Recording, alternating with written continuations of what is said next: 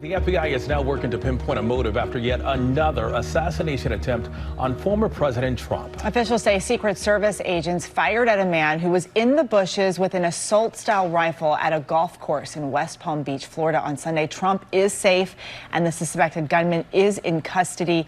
Joining us with more reaction to the arrest is Arizona Senator Mark Kelly. Thank you so much for joining us, Senator. And this hits home for you because your wife, former Congresswoman Gabby Giffords, survived an assassination attempt back in 2011. What was your reaction when you heard that this has happened again? Yeah, again, for Gabby, it was about 13 years ago where she was shot meeting with her constituents.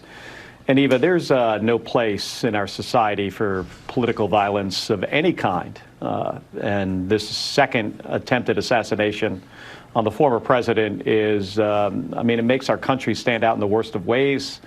And just the level of gun violence that we have in this country, it needs to be dealt with. And Senator, that first attempt happened 9 weeks ago. Do you think presidential candidates need more security going forward?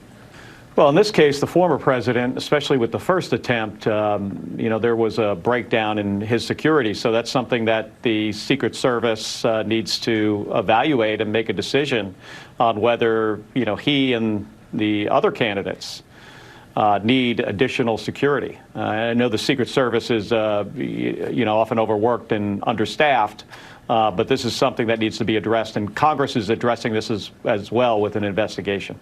There's been a lot of criticism, some saying that the Democratic rhetoric is at least partly to blame in this. What is your response to that? Well, I think, just the politics today, our country's become very divided, and it's not productive in a lot of different ways. And I think we all need to take a step back and consider what are the consequences of our actions and what we say. And Senator, I got to ask you, are you worried about your own safety? You're out there on the campaign trail for Vice President Harris. Yeah, I'm out there a lot. I'm going to continue to be out there all the way into the election doing whatever I can, because the consequences for this election could not be greater. We have a former president who's a convicted felon whose 4 years in the White House, he accomplished 3 big things. He shredded our alliances. He gave a big tax break to the wealthiest Americans, billionaires like himself. And he took away women's reproductive rights. And on the other side, with the Vice President Harris, you have somebody who wants to move this country into the future, cut the costs of prescription drugs and child care and health care and education, do the things that the American people are asking for and need. So the contrast between the two of them couldn't be greater, and the consequences of this election could not be more significant. So I'm going to do everything I possibly can between now and November 5th to make sure that Kamala Harris wins and is the next president. We're going to switch gears here now and talk about your latest venture. You've done a lot in your career, everything from politics now to the Navy to space. And this is a series of children's books that was actually inspired by your days at NASA. Tell us about Mousetronaut Saves the World.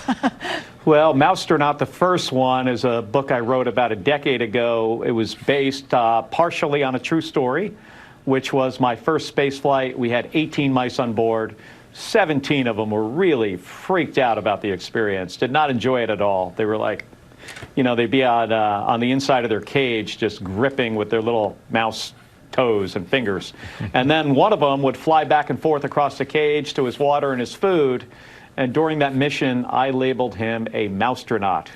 And from that, I wrote the first book. This is the third book where Meteor the Mousetronaut and his crew save the world from an asteroid that's going to hit the planet. And this story is about teamwork. Do you think your fellow Congress members could take a page from this book? Absolutely, they could. I've been in the Senate for 3.5 years, and a couple things I've noticed. One is, if NASA had the rules of the Senate, the rocket ship would never leave the launch pad. The other thing is, we don't do a great job working together.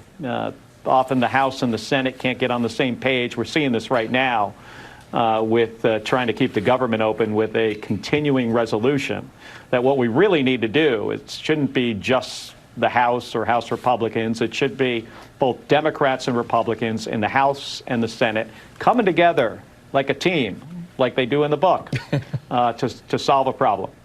Senator Mark Kelly, thank you so much for joining us. Good to see you as well. Thank you for having me on. And his new book, Mousetronaut Saves the World, is on sale now. You can scan that QR code at the bottom of your screen if you'd like to purchase a copy.